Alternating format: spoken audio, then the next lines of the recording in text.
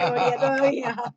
Bueno, pero ya aquí tenemos a la abogada Noelia Ramos, que yo sé que tampoco está en esa categoría, pero muy buenas tardes, abogada, ¿cómo se encuentra hoy? Bueno, ya pronto estaremos cerca, primeramente Dios. Así es, para, bueno, por lo menos estar aquí en el estudio y eso es muy importante, el vacunarse, abogada, y esperemos que todos podamos llegar en abril o en mayo para volvernos a unir aquí en el estudio, pero mientras tanto seguiremos aquí informando a esta comunidad en 1550M Cadena Azul. Abogada, antes de irnos con el famoso TPS, porque hay muchas preguntas para hacerle, hay una situación que de pronto le ocurre a muchas personas en el proceso de inmigración o cambian inclusive de abogado y no ni siquiera tienen copia de sus récords, no saben a dónde pedir la información, qué hacer. En ese caso, abogada, ¿cómo se puede requerir una copia de los récords de un proceso de inmigración? Ok, hay diferentes entidades, dependiendo de dónde ha estado ese caso, okay, al cual nos podemos abocar para solicitar dicho récord. Bueno, por ejemplo, si esta persona lo que único que ha hecho es introducir, por ejemplo, un caso de asilo, pues Ujú, en caso afirmativo, si fuese un asilo afirmativo, pues estaríamos lidiando con USCIS, que es UCI, conocido, ante el cual estaríamos pidiendo esa copia. Sin embargo, si por ejemplo esa persona entró por la frontera y sabemos que en la frontera, en la parte de las autoridades de inmigración fronteriza, se creó algún tipo de récord, entonces es conveniente también tocarle la puerta a esta entidad que es conocida como el CBP, Border Patrol, y ujú. también solicitar el récord de ahí. Es decir, hay diferentes entidades a las cuales nos podemos abocar. Unas son más rápidas que otras, por eso también es recomendable no solo hacer una, sino que muchas veces me ha resultado a mí de que me contesta más rápido ICE que tal vez UCI, porque Ujú, UCI normalmente es el que tiene la más carga de trabajo en este tipo de request, de solicitudes, y entonces puede demorar más, ¿ok? Es decir, no dejar de pedirlo a UCI, sino además de UCI pedir otras más, ¿ok? La buena noticia es que inmigración no cobra un fee por eso, a menos de que se sobrepase, vamos a decir, como más de 120 páginas, algo así, pero normalmente ellos no cobran por eso. Obviamente, las personas pueden buscar la asesoría de un abogado si ellos no entienden el proceso, se les hace muy complicado, pues también nosotros obviamente podemos ayudarles, Wendy. excelente, y es muy importante saber que hay ese recurso, ya que el récord de todo lo que se ha hecho en inmigración es vital para cualquier caso. Abogada, ahora yéndonos al tema del TPS, hemos hablado anteriormente de cuál es la diferencia con el DID y el TPS y en muchas categorías, pero hay una pregunta de un oyente que dice que él es venezolano, pero está en Chile y justamente está viniendo, o sea, llegó de Chile, ya está en Estados Unidos hace unos 3 meses y dice que vino huyendo de Chile por situaciones de violencia y de muchas amenazas. Esa persona, aunque tenga 5 años que vivió en Chile y está aquí en Estados Unidos hace 3 meses, ¿califica para el TPS? Es muy difícil de poderlo decir así tan superficialmente una respuesta a ese tipo de casos y te explico por qué, Wendy. Ajá. En la ley del TPS, si algo va a tener parecido, pues casi no es parecido, pero si algo va a tener parecido con el asilo, es casualmente esta situación. Y te lo tengo que decir para que la gente pueda entender un poco más. En el asilo se da la situación de que el que pasó por otro país y pudo haber podido protección en ese otro país en determinado momento y Ujú, simplemente no lo hizo porque prefirió Estados Unidos, no va a ser bien visto por Estados Unidos. ¿Ok? ¿Por qué? Porque para Estados Unidos quisiste escoger y pudiste haber estado en otro país solicitando esa protección si tanto tenías de regresar a tu país, ¿verdad? Pero ese es el correcto. análisis simple. Acuérdense que estoy tratando de hablar superficial. Ujú, En el TPS introdujeron algo que no quedó muy claro para el que no entiende las leyes. Es decir, el que lee el comunicado no va a captar ese nivel de información, pero el abogado, por ejemplo, sabe que esos son los momentos más peligrosos en el análisis del caso del cliente, porque no todos tienen esa situación de lo que tú me estás comentando. ujú, No todos van a tener esa situación de que estuvieron en un tiempo bastante considerado en tal país X, antes de venir a los Estados Unidos, y peor si trabajaron, si tuvieron permiso de trabajo, otorgado legalmente, etcétera, etcétera. ¿Por qué? Porque volvemos a la misma situación que comenté con el asilo. Para inmigración, para las autoridades, no es bien visto que tú tuviste esa oportunidad y que no lo hicieron. Es decir, que va a depender mucho y cada caso va a ser muy particular. ¿Por qué? ¿Qué pasó? Explique menos qué pasó en ese país, bajo qué estatus estuvo, qué condiciones le provieron, de hecho le ofertaron algún tipo de protección y si la pidió, no la pidió, ¿por qué no la pidió? Ujú, Entonces el análisis es mucho más complejo, ¿ok? Entonces no claro. quiero decir de que no puedan aplicar, sin embargo, si aplican tienen que estar conscientes que no va a ser el caso regular como cualquier otra persona que no ha tenido nada de residencia en otros países, sino que más bien va a tener que prepararse muy bien para poder argumentar, porque si no, lo que va a venir es una negación y cuando él quiera volver a explicar ya va a ser muy tarde porque ya van a haber pasado los 180 días. Abogada, hay una pregunta que se están haciendo, de pronto son estos rumores que empiezan a surgir en las redes sociales de que hay un límite de edad para poder aplicar para el TPS. ¿Es eso cierto o no hay un límite Bueno, de edad? por lo menos el grupo de abogados con el que yo estoy constantemente hablando, no hemos encontrado la veracidad de ese rumor. Sí, Lo más cercano a las edades ha sido simplemente para el factor de huella ok. y del pago, que el mismo comunicado lo pone y lo aclara, que ciertas personas con cierta edad no van a necesitar no van a tener que entrar en un gasto adicional y van a solo tener que pagar los $135, por ejemplo, ¿ok? Que habla de los 64 años. Ujú. Pero es lo único cercano a la edad. No hemos visto, por lo menos yo sigo buscando y no hemos encontrado nada todavía que me diga a mí, aquí está el artículo de ley que lo diga. Y por consiguiente, no me puedo fiar de lo que me digan en la calle. Claro Porque que esta sí. persona, por pensar que eso no es, que es así, No pierda la aplica. oportunidad y no lo haga en los 180 días, la consecuencia va a ser seria. Así es, y eso es por eso que necesitamos esa asesoría legal en su oficina. Y hay una situación también que surge a raíz del tema de estar en un proceso de asilo y ser un asilado. Muchas personas dicen, yo no necesito aplicar para el TPS porque yo soy asilado, mas sin embargo expresan ser asilados cuando todavía ni siquiera tienen una entrevista, sino que tienen un permiso de trabajo porque están en un proceso de asilo. Explíquenos, abogada, exactamente cuál es la diferencia y por qué aplicar siendo y estando en un proceso de asilo.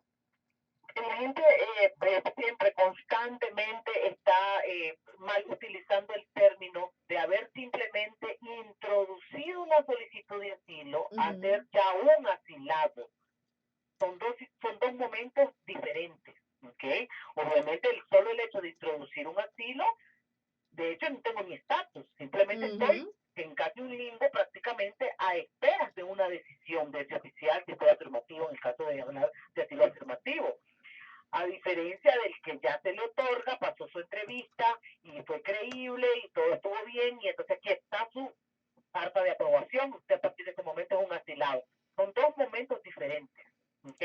Entonces, que un asilado me diga a mí, por ejemplo, no necesito el TPS, mi opinión está en un gran error, porque ujú, se le está olvidando algo muy importante. El asilo no es permanente. ujú, Y fue una de las cosas que casualmente durante la pasada administración se acentuó muchísimo por el presidente Trump y la administración de inmigración, donde le recordaron a los asilados, ujú. usted tiene un asilo por el tiempo que esté el problema en su país.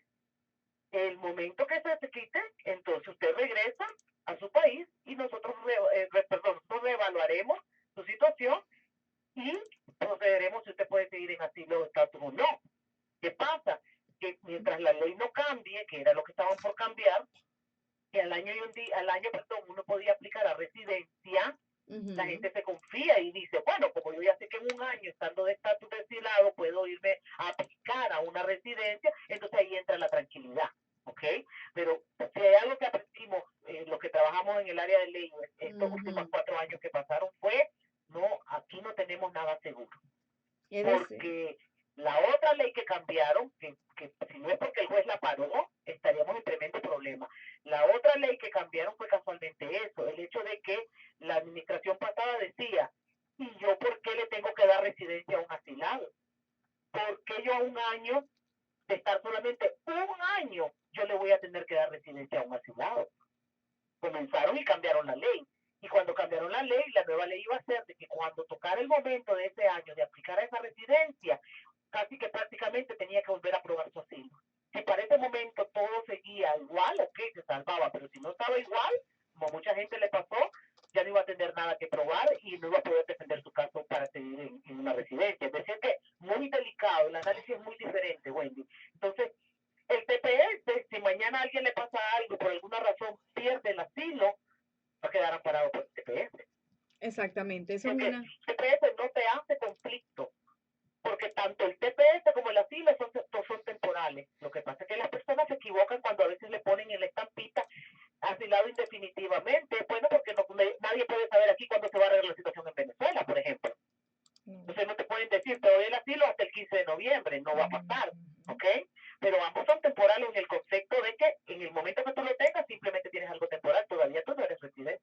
Claro, hasta que sea, entonces aquí es el punto súper importante que hemos aclarado hoy. Hasta que usted no sea residente, usted realmente Usted no sigue tiene siendo una ningún... persona en estatus temporal. Exactamente, Tiene un correcto. asilo, si que siquiera tiene un asilo, es un estatus temporal todavía. Wow, definitivamente este tema del TPS es bastante complejo. Por eso estamos repitiendo constantemente, no es llenar 3 hojitas, un papelito, un formulario, no, eso no significa eso. Especialmente las personas que ya tienen un récord en inmigración tienen que manejar con mucho cuidado el análisis porque van a haber consecuencias. Y pasó con muchas nacionalidades, muchos casos de otras nacionalidades Ujú. fueron terribles. Lo que hicieron muchas personas, notarios, muchas personas que no sabían la ley, que no sabían el análisis, fueron consecuencias desastrosas lo que pasó. Así que ojalá que la comunidad venezolana no cometa el mismo error, hay que aprender de las lecciones anteriores, indaguen bien, es su futuro el que está en juego. ¿Okay? Así es, abogada, y para eso continúa todavía la promoción de la primera consulta gratis, ¿correcto? Sí, correcto, aquí mismo los esperamos, estamos en el Doral, de 9 a 5, nos pueden llamar, podemos hacer también la conferencia telefónicamente, aunque es preferible que la hagamos en persona cuando son casos como el que acabamos de comentar, Wendy. El teléfono es 786-300-8117. Excelente, abogada. Bueno, muchísimas gracias y vamos a extender todas estas preguntas que tenemos en nuestros oyentes en los próximos programas y muchísimas gracias por esa asesoría legal profesional de toda su oficina. Cuídese mucho. Muchas gracias a ustedes también. Bye. Hasta luego. Bye. Bueno, como dice la abogada, no hay nada seguro hasta que usted tenga su residencia, señora. Así que concluimos hoy que el TPS, si usted está en un proceso de asilo, es una protección extra porque puede ser negado su proceso de asilo, pero tiene la protección del TPS. Así que hay que adquirir esa protección del TPS, pero con los profesionales de abogada Noelia Ramos en el 786-300-8117. Sí, eso tiene toda la razón, Wendy, porque y no con un notario, sino con un abogado que esté preparado, que Calificado. esté calificado para hacerlo. Y yo creo que Noelia tiene las preparaciones, Wendy. Mira, déjame decirte algo, que la seguridad con la que te habla Y te y responde, te responde, sí, o sea, se nota que está estudiando todo lo que está saliendo en inmigración sí, ¿no? Y y que todas son un las cosas. montón de... Sí, y lo más interesante, Wendy, que nadie te puede dar una opinión tan correcta que como una persona que puede ver tu caso. Fíjate la parte correcta de decirte que la persona que está en Chile, que vino hace 3 meses atrás Ujú. y que está acá por un tiempo determinado, por lo que sea, él puede llenar el asilo político, pero el detalle es que va a estar bien complicado si la persona quiere ser tan legal, ¿no? Como la parte, lo está hablando la abogada. Entonces, Sí. para que te dé una mejor información, no puede ser telefónicamente Ujú. como lo estamos haciendo o a través de este programa, sino que tiene que hacer una cita Y con ella, exponerte exponerle, situación. porque el abogado es como cuando tú llegas del médico. Tienes que darle toda la información Ujú. correcta y sentirte confortable que estás con él, porque si tú estás con un abogado y no sientes la simpatía o La conexión, la eso. conexión con el abogado, entonces mejor levántate, Ujú. vete de ahí y busca a otro abogado o busca al abogado Noelia Ramos y ve a sentarte con ella o llámala al 786-300-8117. 7. Bueno, y Giovanni, súper importante el tema de la conexión, porque tú tienes que sentir que la persona que está tomando tu caso está tan comprometida como tú con tu propio caso. Es decir, que hay una comunicación, hay una conexión, hay una explicación, hay una claridad. Así que ahí es cuando usted tiene que decir, no es lo que cobre el abogado, es lo que el abogado haga para representarte, Y la porque es tu preparación futuro, que tiene así el abogado, es. Wendy. Yo siempre he dicho que aquí hay tres cosas bien importantes que tú tienes que tener y yo se las recomiendo a todo el inmigrante que llega. Es tener un buen médico, un buen plan de salud para que cualquier cosa que te pase, porque aquí este país es de trabajar, es de venir a trabajar, de esforzarse y de salir adelante. Y entonces es muy pocas las personas que nos podemos enfermar para decir, te perdí mi trabajo, estas excepciones que hay en el 2020, 2021, no creo que vuelvan a suceder en No, los años venideros, Wendy. Entonces hay que tener un buen médico, hay que tener un muy buen abogado y hay que tener un muy excelente contador. contador, Porque así el es. contador, tú no te puedes pelear con el No, IRS. no, no. Tú no le puedes pagar de menos al IRS. Tú tienes que hacer tu declaración de impuestos correctamente y los recomendados por nosotros son 411 taxes, Wendy. Así es, bueno, y hemos llegado al final de esta transmisión aquí en 1550 AM Cadena Azul y vámonos a despedirnos con una frase que dice, si tus sueños no te aterran, es porque todavía estás soñando muy abajo. Sueña hasta que te tiemblen las piernas. Así que si tú tienes un sueño y de pronto no te da ese dolor de estómago, no te tiemblan las piernas, es porque necesitas soñar un poco más y saber que tú puedes lograr todo lo que te puedas imaginar enfocado y con disciplina. Gracias por